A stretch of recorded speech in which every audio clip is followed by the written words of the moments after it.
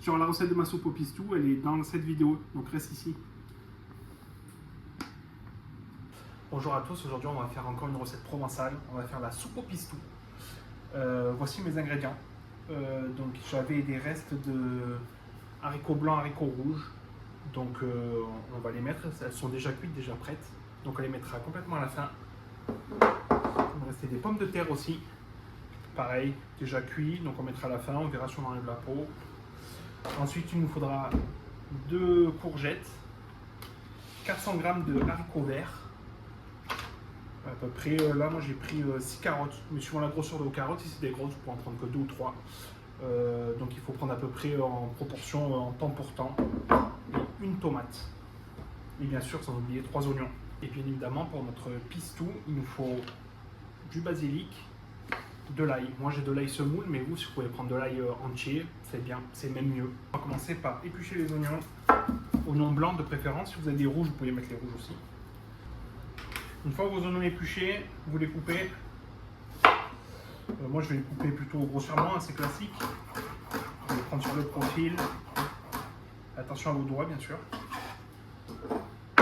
Une fois vos 3 oignons coupés, on passe aux carottes. Moi personnellement j'enlève pas la peau, mais j'enlève pas la peau de mes légumes. Mais si vous voulez enlever la peau des carottes, vous pouvez.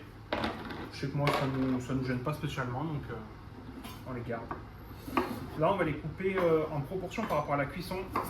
La soupe au pistou c'est 45 minutes, donc si on les coupe trop fin ça va être cuit beaucoup trop tôt. Donc on va les couper assez épais, pas trop épais non plus qu'on puisse les manger, on va les manger à la grosse cuillère, pour pas que ça soit trop gênant. Vous voyez à peu près ma carotte je l'ai coupée en 5, une carotte en 5 à peu près. Une fois toutes vos carottes coupées, vous les mettez de côté avec vos oignons. On va prendre les courgettes maintenant. Les courgettes, on va couper les culs. On va venir couper au milieu. Là, elles sont vachement épaisses. Là, on revient couper. On va enlever le milieu. C'est ce qui amène beaucoup d'eau. Nous, on ne le veut pas pour le pistou. Donc, je vous montre comment on enlève. On prend son couteau. On vient juste au bord. Vous voyez. On enlever comme ça. Voilà. Là on enlève le milieu. Et une fois que ça c'est coupé, pareil, on vient couper par rapport à la grosseur de notre cuisson. Pas trop épais pour que ça soit pas désagréable à manger. Une fois toutes vos courgettes coupées, vous les mettez de côté. On va s'occuper de la tomate maintenant. La tomate c'est très simple, hein. On enlève le milieu.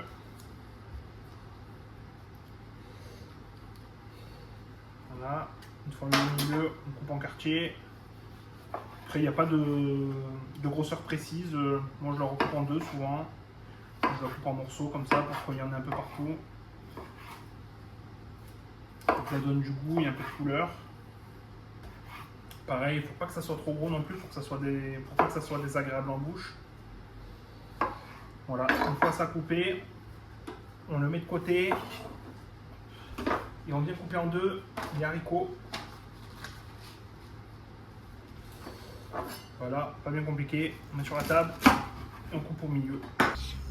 Une fois tout coupé comme il faut, vous mettez un faitout avec de l'huile au fond à chauffer. Moi j'ai une plaque qui va jusqu'à 9, je l'ai mis à 6. On va y mettre en premier les oignons, les carottes à revenir. Une fois notre huile chaude, on y met les oignons.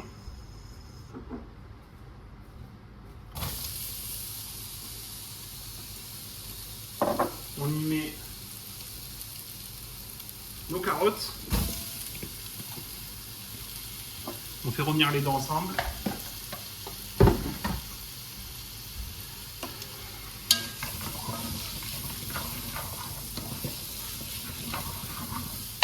Là, je vais le mettre à fond pour bien faire revenir.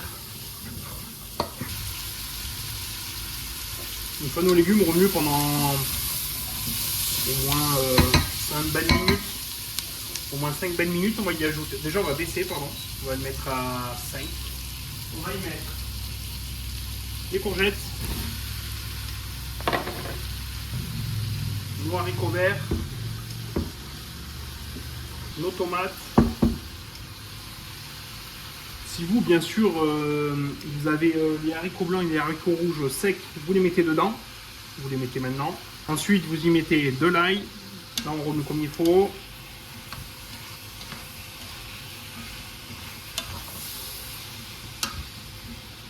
Une fois comme ça, on va y ajouter de l'eau à hauteur ou du bouillon.